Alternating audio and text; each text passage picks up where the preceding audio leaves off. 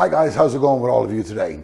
I thought today we could all bask in the bright light of hope and happiness that appears to have broken through the grey, conservative Brexit clouds of despair, basically, whose shadow had both lengthened and widened upon the whole bloody nation since that numpty brigade took over. Okay, now, and oh, by the way, I know this might piss you off, but we do need those subscription numbers to rise along with the likes and especially the shares to people who have access to those marginal constituencies. So if you have a story on how Brexit has affected the life or services in those marginal constituencies, we want to know about it, okay? I've inserted an email address at the channels on our YouTube homepage and in this video. So let's go.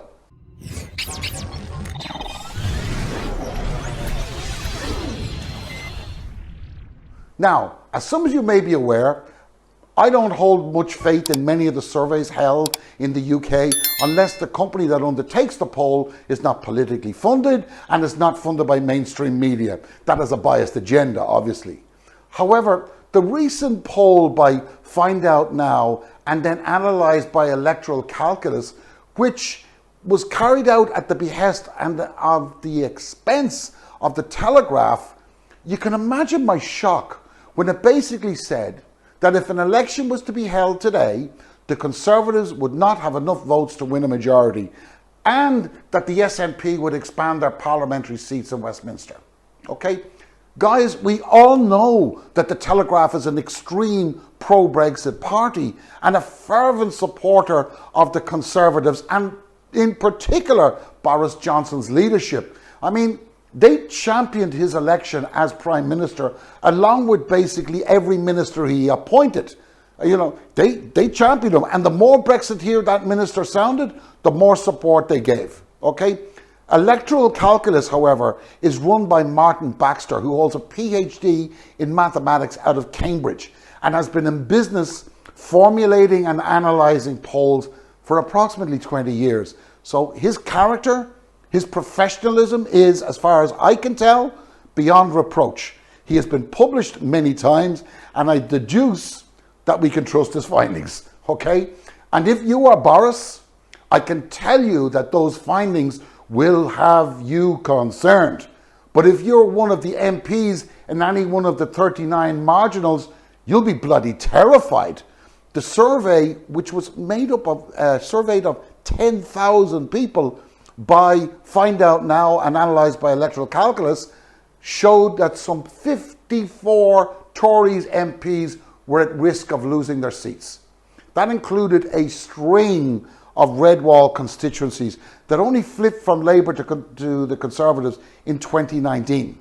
Now, if you can remember this piece, support for the Tories slumped by 8% from 45 at the 2019 election to just 37% today. While that still places them ahead of Labour, who are on 33%, losing 54 seats would still leave Boris on 311 when he needs 326, okay? Even though the Tories would be the largest party, he would be unable to form a government, okay? Not without a coalition, but taking it as a given that the DUP would support even, you know, we take it that they would support Johnson, it's unlikely that they would have enough because right now they have 8 seats and are polling to lose 1. So at this stage, it's pointing to a hung parliament. So that's not a good thing either, okay? But if the reports that we're seeing in the newspapers now of meat not being available in October, that the supply of turkeys is basically now confirmed to below the estimated demand, Boris' announcement that it is not his wish that Christmas be cancelled, you know, the stupid announcements like that, will surely add fuel to the fire. The fly in the ointment, however, is Farage's Reform Party, or whatever the hell it's called this week, you know. According to the surveys, Labour are winning seats from the Conservatives, but there is a significant amount going to the Farage camp. So this really does emphasize how important it is to get the truth out there. And it's just channels like Phil's, like Max, like Graham's, like Bowler Hat Man, All Shorts, Daily Blase, Michael's, except, you know, all these type of channels. This appears to be the only way the message of truth can be pushed out. And as to depend on mainstream media to tell the truth is simply nuts. So I really hope that you guys can get me those stories and those marginals that we can investigate and act upon, okay? And then we can share it easier, especially those that involve job losses or service restrictions, etc., as a result of Brexit. Now, take for instance, there is a very worrying news bubble, news bubbling in Billingham, that the CF industry is at risk of closing one of its plants. Now, you may remember we referred to CF Industries' production problems recently in the CO2 crisis, and I'll leave a link above my ugly mug if you want to take a look-see at that one. So anybody who's got information on that would like to know, okay? Just last week, Boris had his cabinet reshuffle. That has been absolutely lambasted by the Mirror, and really didn't get the support he might have once expected from the rest of his buddies in the mainstream media either. Comments such as, he replaced Mr. Williamson with Mr. Zadawi, a multimillionaire Tory who had said poor parents actually prefer to pay a modest sum for their kids' school meals. Really? Or how about this one? Ex-Trade Secretary Liz Truss, who has failed to make any headway on a trade deal with the United States, was promoted to Britain's top foreign job. The Mirror summed up the whole exercise like this. This was not so much a reshuffle, but an admission he is a poor judge of character. The news of the nuke deal with the Aussies and the US will have lifted things a bit, but as with everything to do with this current crop of Conservatives, there's little in the way of detail with regard to the UK's share of that pie. None of that's been released. Not talking about what type of equipment, just the value of it. So that certainly doesn't look good. On top of that, we had the admission from Boris himself just yesterday that the US is not even considering a UK deal, and that will come as a major setback, particularly as just 4 days ago, Liz Truss said in her statement last week that the US has finalized its negotiation team, and she was actually, do you know what?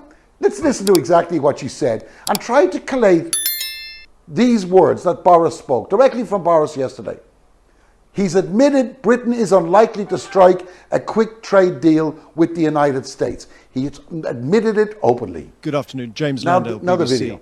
Two questions, please. One is, when do you expect to agree a trade deal with the United States?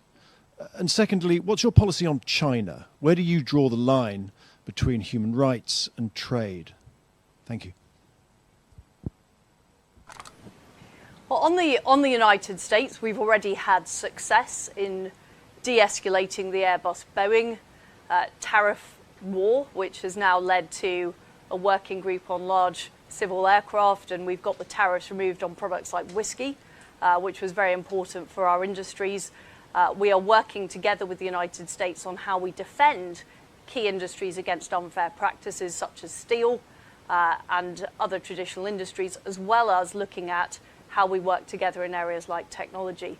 I was pleased to see last night that the US has appointed their chief agricultural negotiator. So they now have their full negotiating team up and running.